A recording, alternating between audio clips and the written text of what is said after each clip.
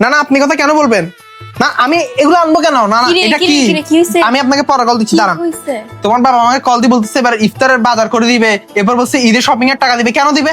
না না, আমি তোমাকে বিয়ে করে আনছি কি এগুলো আনার জন্য? আমার সব থেকে বড় সম্পত্তি হচ্ছে তুমি। তুমি কেন এগুলা বলবা? আচ্ছা আমি যদি আর কোনোদিন না শুনি। ঠান্ডা, কুল কুল। এই ইয়া, একটু চিনি আনো শরবতের জন্য। চিনি কেন? আরে শরবত। তুমি সারাদিন রোজা রাখছো, তোমাকে এখন এগুলো বানাইতে হবে? না ঘরে কি আর মানুষ নাই? না না, সারাদিন তুমি রোজা রাখছো, তুমি রেস্টুরেন্টে নেবা, একটু পরে ইফতার করো, তুমি এখন এগুলো করার দরকার আছে? যাও ওদিকে যাও, এগুলো আমি দেখতেছি। ফাবিয়া, এই ফাবিয়া। জি, কি হইছে বল। কি হইছে মানে শুনো, তোমার আব্বুকে কল দাও, কল দিয়ে বলো এই মাসের মানে রোজার বাজার আমি করে দিচ্ছি। তোমার আরে কেন? তো ওনার কি 10টা 5টা জামাই? ওনার একটা মাত্র জামাই, আর তাও বড় জামাই। এত কথা আমি শুনতে যাচ্ছি না, তুমি ওনাকে বলো এই মাসের বাজার আমি করে দিব। ওনাকে কল দাও, আমি বাজারে যাচ্ছি। আচ্ছা ঠিক আছে। কিরে ফাবিয়া, তুমি কি করতেছো? ইফতার বানাচ্ছি আর কি। না ইফতার কেন বানাবা? তুমি রোজা রাখছো, তোমাকে ইফতার বানাতে কে বলছে?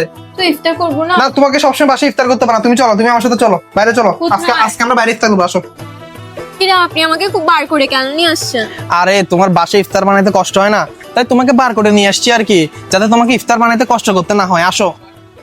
ভাবিয়া শুনো, এখানে 300+ ইফতার আইটেম আছে। এতগুলো ইফতার আইটেম কেমনে করবো? আরে শোনো, আমার কি 5টা 10টা বউ নাকি? আমার তো একটাই বউ, আর একটাই নাই। যদিও দ্বিতীয় বিয়ে করার সাহস নাই, সেটা বড় কথা না। বড় কথা হচ্ছে এখানে তোমাকে কোনো কষ্ট করতে হবে না। চলো ইফতার নিয়ে ফেলি, আসো, দেরি যাচ্ছে, আসো।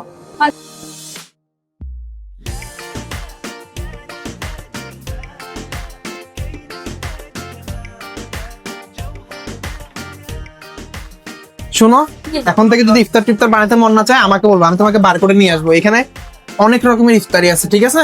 আল্লাহ, শুনেন না, আমরা না যাইতে সময় আম্মুর জন্য ইফতারি নিয়ে যাব, ঠিক আছে? তুমিও না। আর আপনার মতো জামাই যাতে সবার হোক।